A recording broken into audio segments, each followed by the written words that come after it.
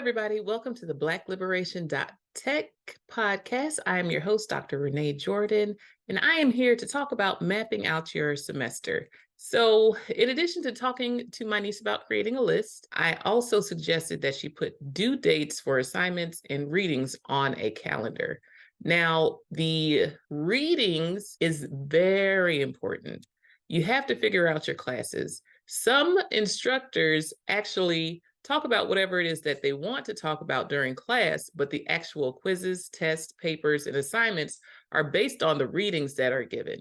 So some students who are used to having their instructors or teachers provide them with what they need to know in class might find it difficult to operate in this kind of classroom, but it does happen. It's not just that the teacher is talking about whatever he or she or they want to during class. They're giving you practical application or examples or case studies in class to get you to think about what your reading assignment was all about. So when you have an instructor that has the reading assignments listed on the syllabus, take it very seriously. Read those assignments, make outlines, use the titles as ways to break up your outline. Use the bold print in terms of vocabulary words, theories, policies, or important notes. For example, the little boxes that appear next to the text, off to the right or to the left, or even in the middle. Make note of those notes because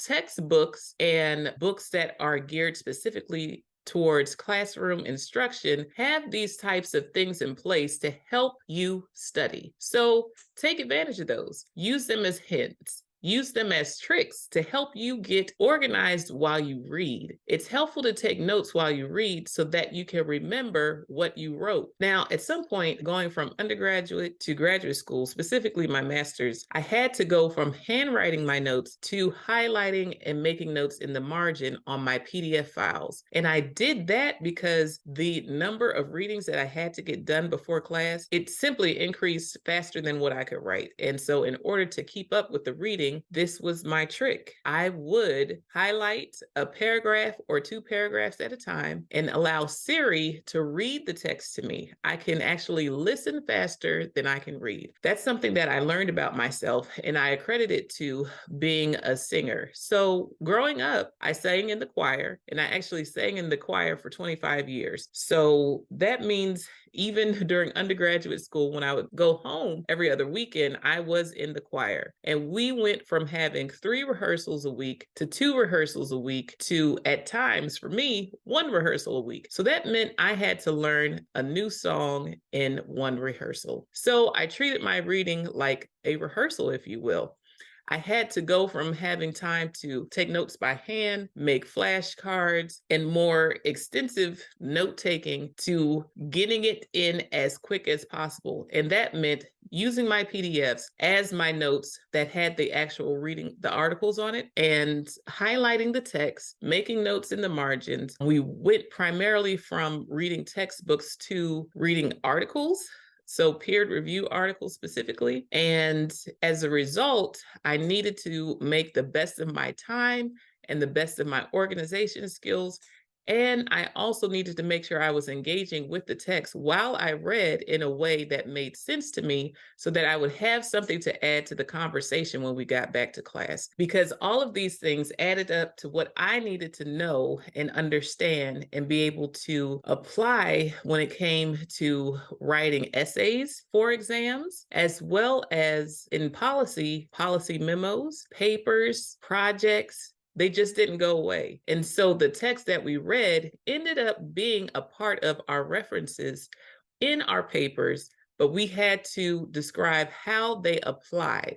So once again, when you are assigned readings, take it seriously. Make sure that you're including time in your calendar to block out and sit down and read. Make sure that you're taking notes. Now, if you have the time to take handwritten notes, and that's your favorite thing to do, and you have notebooks upon notebooks, and I still have spiral notebooks that have handwritten notes in it, then please do that. If you find that you are pressed for time, don't skip the reading.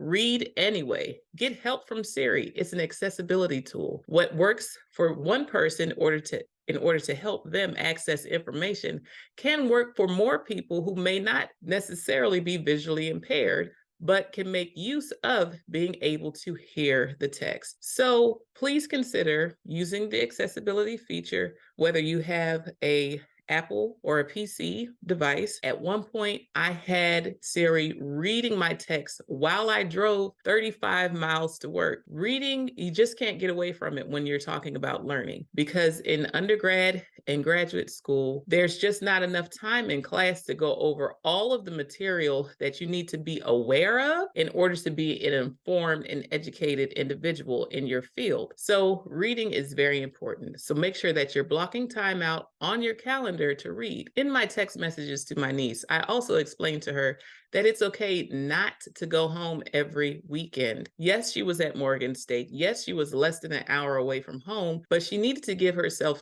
time to actually sit and do her work, specifically her reading, because it's that important. It takes time. And so you need to make sure that you stay on top of your reading, particularly until you figure out how your instructor is presenting information, how they assess you on the information that they present, and then what information you need in order to complete the tasks and assignments, papers, and projects for that class in order to do well. So make sure you stay on top of your reading. When you go home on the weekend, I can't promise you that your parents are going to understand that you can't get up and take out the trash, do the laundry, watch your little brother or sister, or go with them to the store, or go with them to this, that, and the third. So sometimes you really need to stay at school if you are living on campus in order to get your work done, because life at home goes on whether you are there or not. And if you're there, that means you might have to take part of the responsibilities, or you might want to actually enjoy spending time with your family. And that might not be a good idea every weekend, maybe every other weekend. But make sure you check the times that you go home up against the time that you have to get your work done. Another reason a calendar is so important is because it shows you how fast an assignment is coming up. So you want to make sure that you include events, assignments, projects, tests, birthdays, group meetings. Yes, group work is not fun, but you want to include those on your calendar so you'll know when you are expected to be there. And please don't forget to add school closings, holidays, reading days, and final exam week to your calendar. In undergraduate school, it wasn't enough for me to know how much work I had. I needed to be able to see how many weeks I had to get it done. And I needed to be able to do so at a glance. And a calendar is something that allowed me to take a look at what I had to accomplish at a glance. On top of having work for school, I also had federal work study in undergraduate school. So I needed to make sure that I mapped out my schedule on my calendar as well. Other things that I needed to include on my calendar were break times, times to eat, times to be in my room, time to take 20-minute naps. Yes, set a timer because it is possible to oversleep and miss class. I also needed to know when I had enough time to go and watch a movie, as well as walk to the store. Time management is key when you're intentional about your education. In my text to my niece, I told her to set her priorities. It's okay not to go home every weekend. You need to give yourself time to do your work. And that means working on it with little to no distractions. It's good to have fun, but you must manage and balance your time. No one does this for you in college, so it's up to you. Please take note of these notes when you are planning and mapping out your semester. For those who work full-time, here are some tips for you. In my master's program, when I attended Bowie State, I did pretty good with just taking the day off the day of a test, or giving myself 2 days in advance to complete a paper. But when I got to my master's of public policy class, I needed more than that. I needed to shut down after work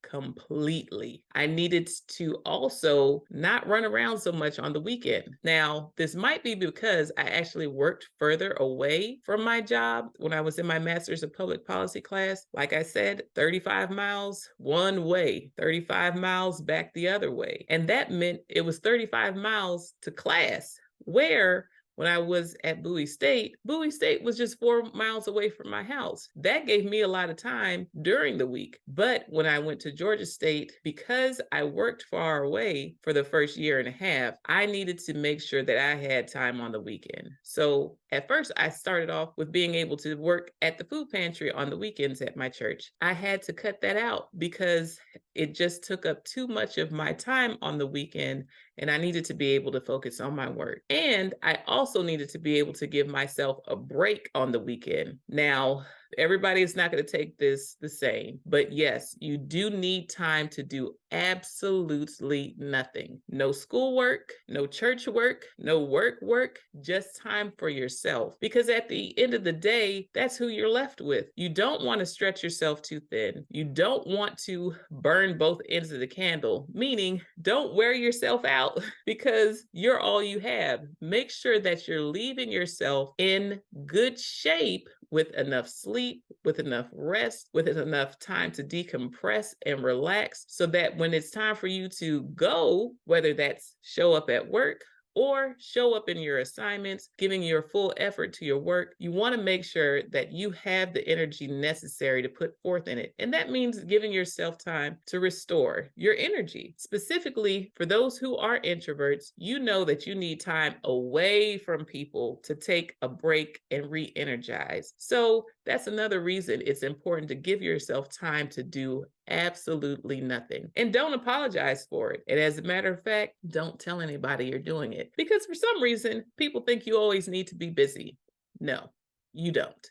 Not if you want to maintain your mental health and your physical health. You need to give yourself time to breathe. So make sure you schedule that in and don't feel like you have to explain it to anyone. And to keep from feeling like you have to explain it to anyone, just don't tell anybody. You're grown. It's okay to take a break. Now, for those of you who work full-time and you're in a doctoral program, this was a shift for me once again. So going from undergrad to graduate school was a shift in intensity in terms of study and dedication. Going from Bowie State to Georgia State was a shift in intensity because of the travel time that I had to physically go to class. And there was also a different pace in terms of the type and kind of work that I was completing for my Master's of Public Policy work versus my Master's of Education. Because I was teaching when I was doing my Master's of Education, everything folded into what I was doing for work. So it essentially doubled over. And what I did for work worked for school. So that was great. Now, when I got into public policy, that was not the case. I had to go outside of what I was doing as a teacher. I had to go outside of what I was doing as an instructional technologist at the time and bring it in based upon my research interest in education. So it took a couple of more steps, and therefore it took a little bit more effort, more time, more dedication, more energy, and it required me to have more focus than before. With the doctoral program, I had to rev it up even more. At this point, school became just as important as work. And what does that mean? That means if I had a task at work, it was just as important as having a task at school. This was a different level. It required more than just taking a day off here and there. And let me take a moment to explain why. It wasn't just the coursework, it was being able to take advantage of opportunities while I was in my doctoral program. This meant taking off work to go to conferences and to present at conferences. This also meant taking off work to serve as a chair or a discussant at a conference. This also meant taking off work so that I can work on paper proposals, or taking off work to go to my internship that was not paid. So my internship during my Master's of Public Policy fell right during summertime. So I didn't have to take off work and I was getting a check. That was great. But when I switched over and moved out of the classroom and became an instructional technologist, I was now a 12-month employee. I had to actually put in my vacation time so that I could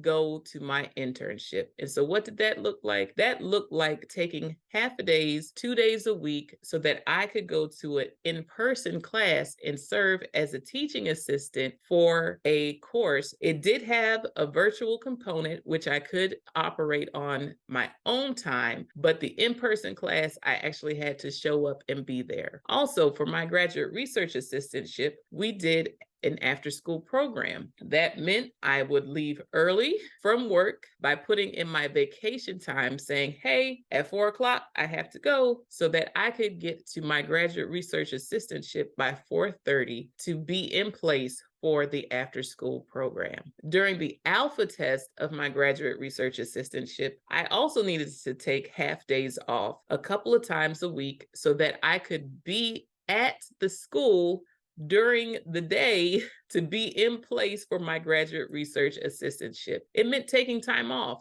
Now, what does that mean as someone who works full-time and I'm the only one who performs my job responsibilities and duties is not shared by others? That meant I had to organize my workflow so that when I left my coworkers in a good place. They did not have to look for me because I had something that they needed. They did not have to wonder when I was going to get something done because I made sure that I stayed on top of my work and got it done in a timely fashion. That also meant those who I was collecting reports from already had a email reminder. Speaking of email reminders, I literally mean an email reminder. I would set a calendar invite saying, hey, remember you have a quarterly report due. Attached to that calendar invite, I would set email reminders so that they would get an email a week ahead of time, as well as another reminder 2 days before it was due. So I had to organize myself not only to ensure that I got my schoolwork done, I also had to organize myself to make sure that I was on top of my job. Nobody was looking for me. Things were in place to help keep other people accountable while I was gone of the things that I needed from them in order to ensure that my department was in a good place when it came to reporting and being accountable for what we did in our department. Thank you for listening to the Black-Liberation.Tech podcast. Please be sure to like, subscribe, and share. Also, rate and review the podcast so that it can be more discoverable. I am your host, Dr. Renee Jordan. You're welcome to leave your questions and comments, and also leave your tips when it comes to mapping out your semester. Thanks again. Take care. Bye-bye.